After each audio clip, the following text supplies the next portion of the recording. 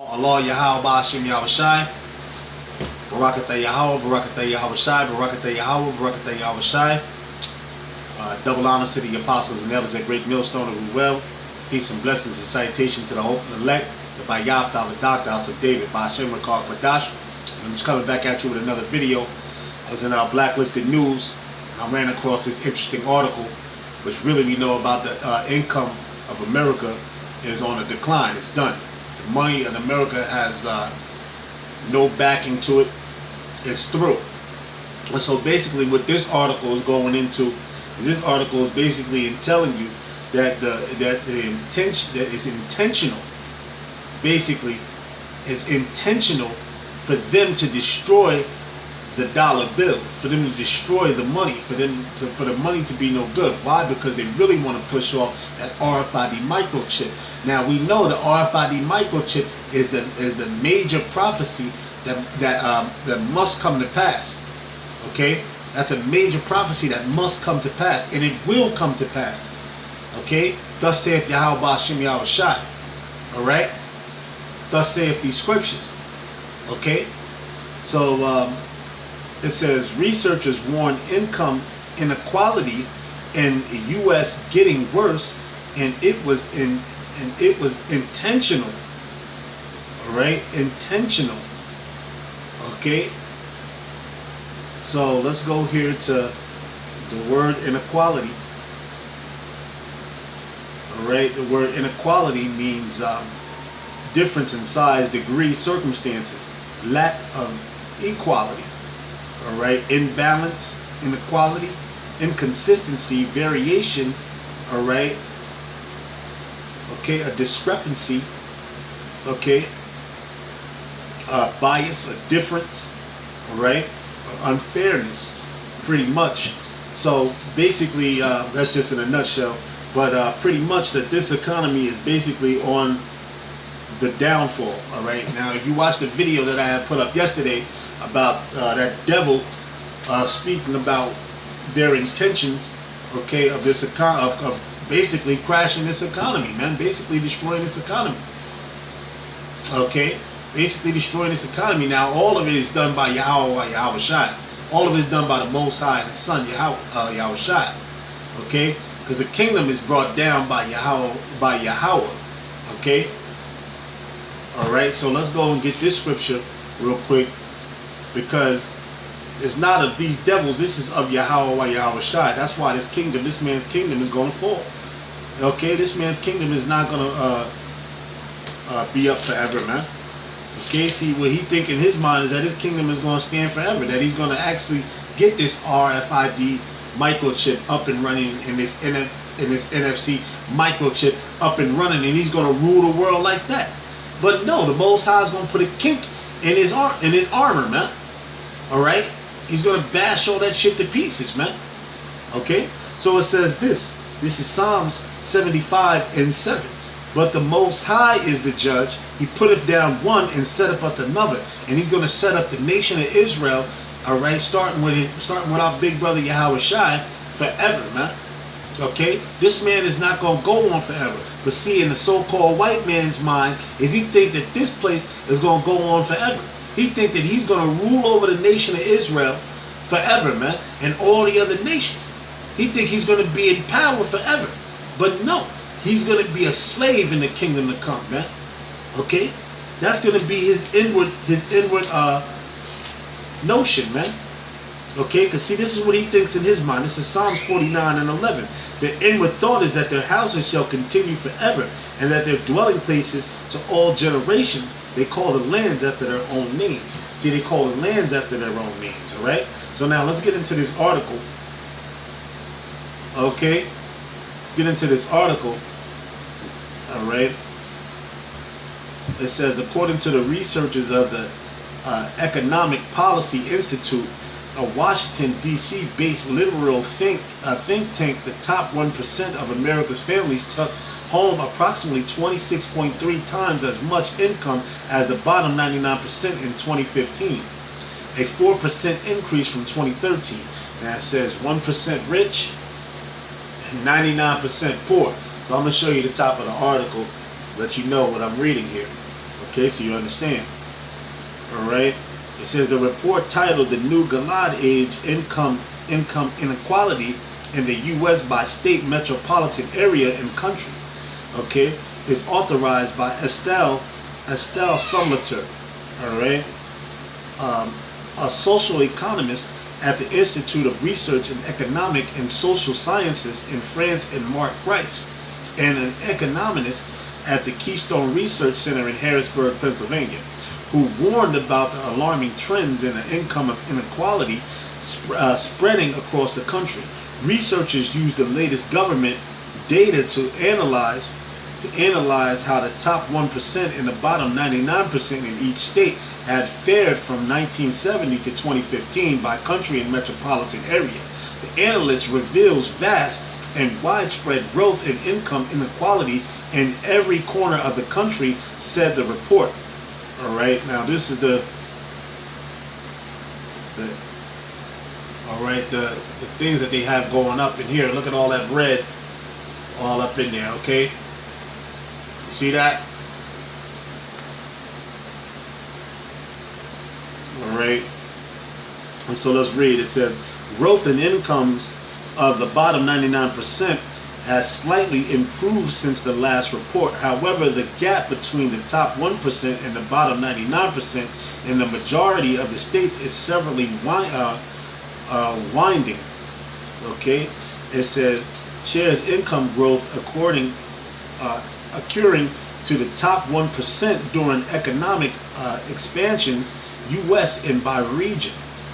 All right, so they're showing you right there.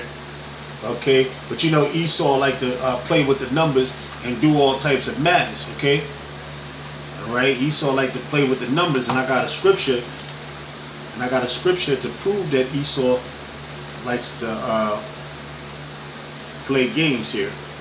All right, this is 2 Corinthians chapter 2 verse 11. It says, "Lest Satan should get an advantage of us, for we are not ignorant of his devices." See, for we are not ignorant of his devices. All right.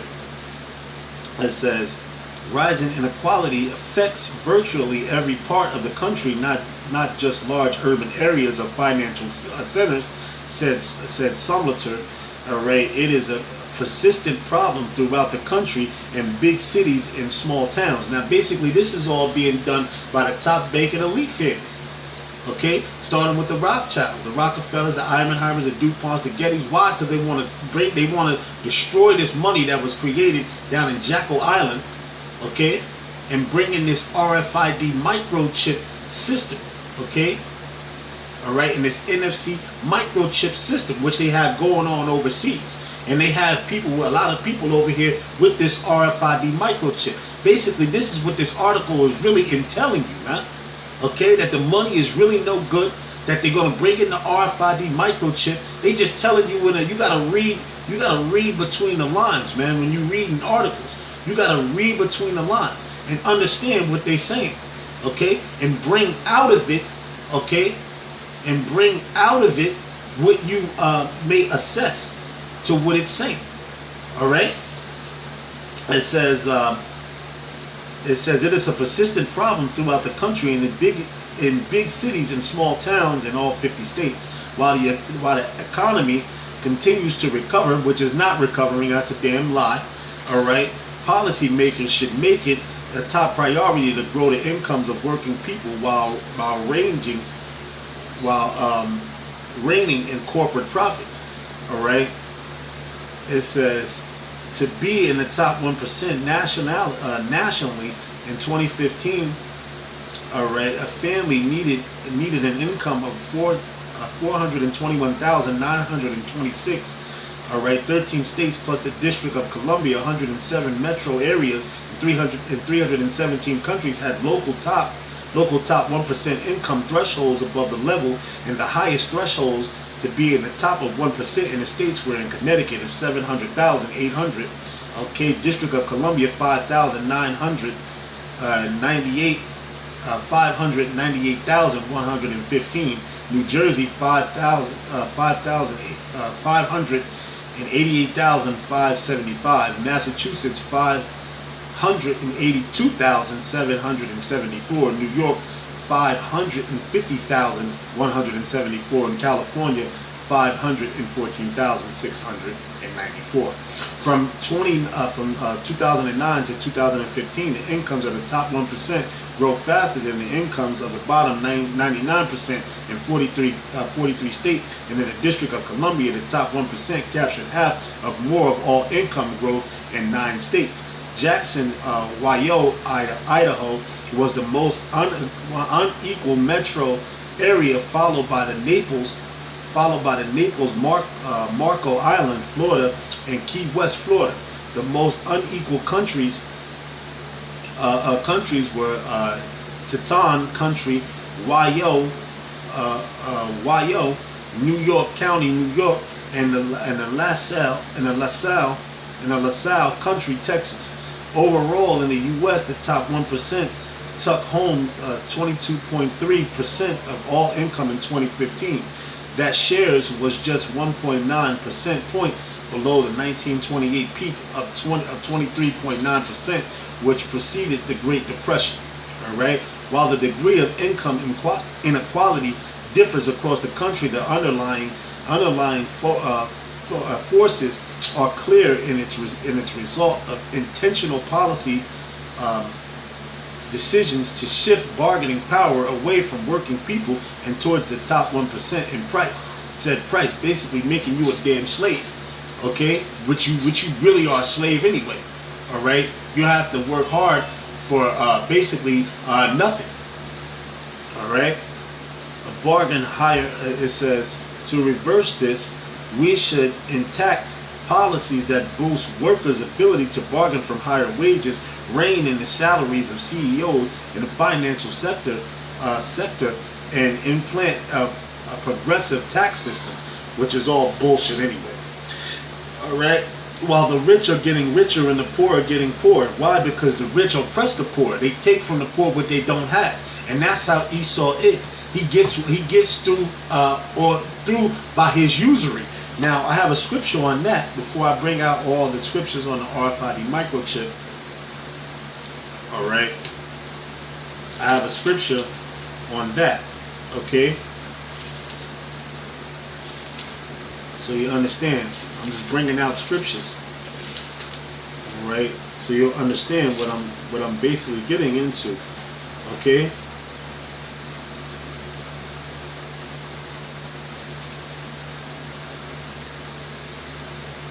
Let me see. I have to find it. Okay, this is Proverbs chapter 28, verse 8. It says, "He that by usury and unjust gain increaseth his substance, and he shall gather it from him that will pity the poor." That will pity the poor. All right. Okay, because that's what he does. He oppresseth the poor. And that's what the so-called white man does. The devil, man. Okay? He's a damn devil. Alright? Let me see if I have another scripture. Let me see if I have another scripture. Should be in here. Give me 1 second, Akim. Let me find it.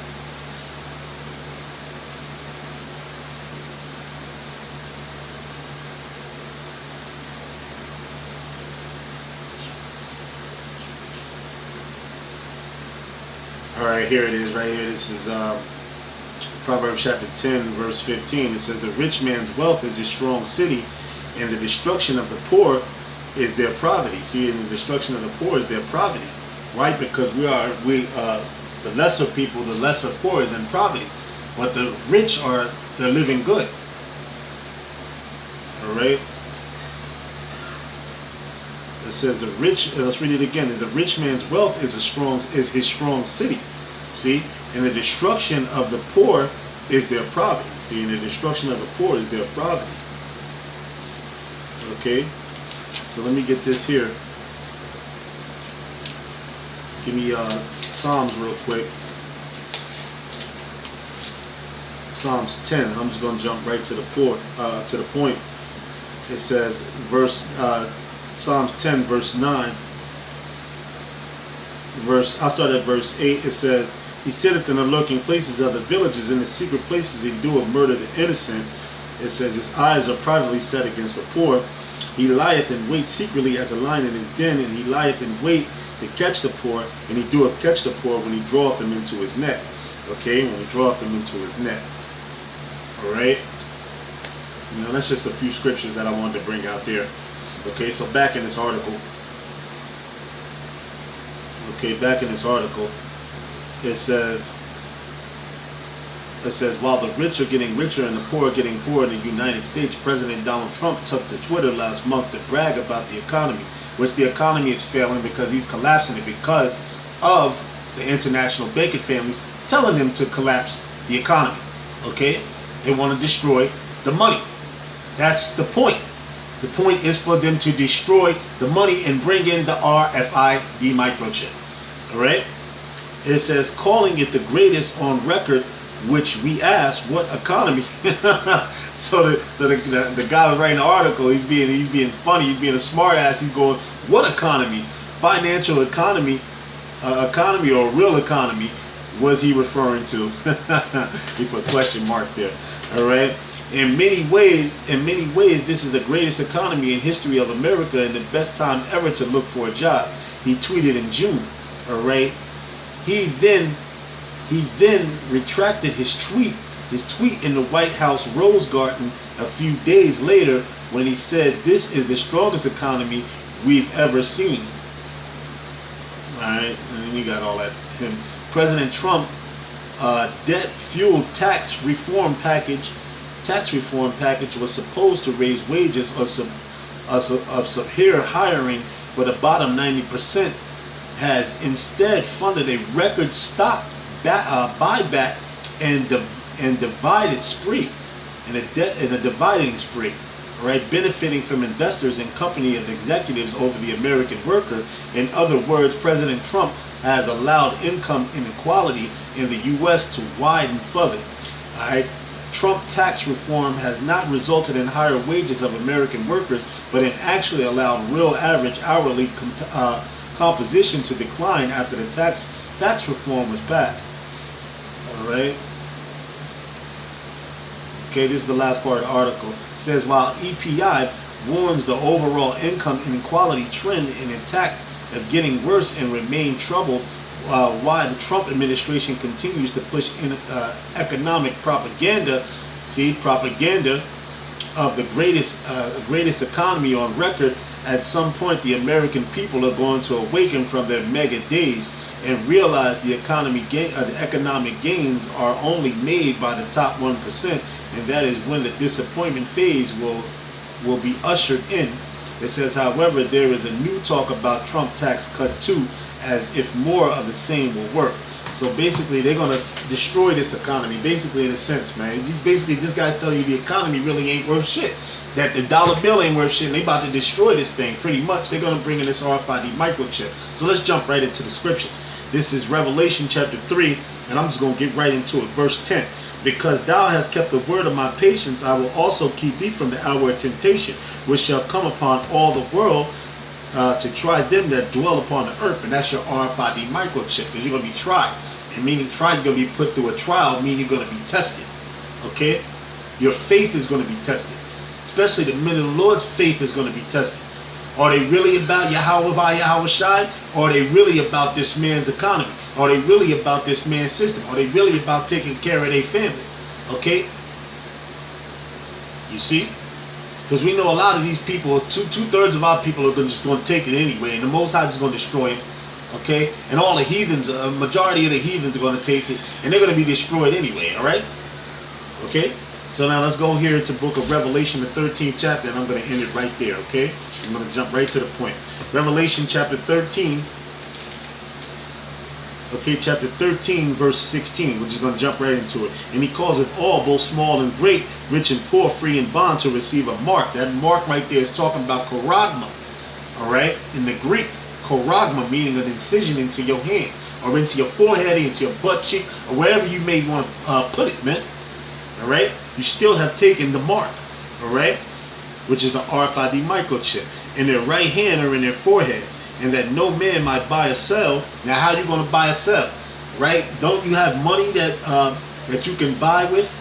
Okay, so this RFID microchip you're going to be able to buy and sell. As you can see, I put up numerous videos on my page about the RFID microchip, and many brothers across the world have put up about this RFID microchip. All right, it says, buy and sell, saith he that have the mark of the name of the beast or the number of his name. Here is wisdom, and let him that haveth understanding count the number of the beast, for it is the number of a man, and his number is 666. All right. So with that, I want to give all praises and glory and honor to Yahweh Bashim Yahushai. Double honor to the apostles and elders, a great millstone of the well. Peace and blessings and citation to the open elect, the Bayat, the House of David. Shalom.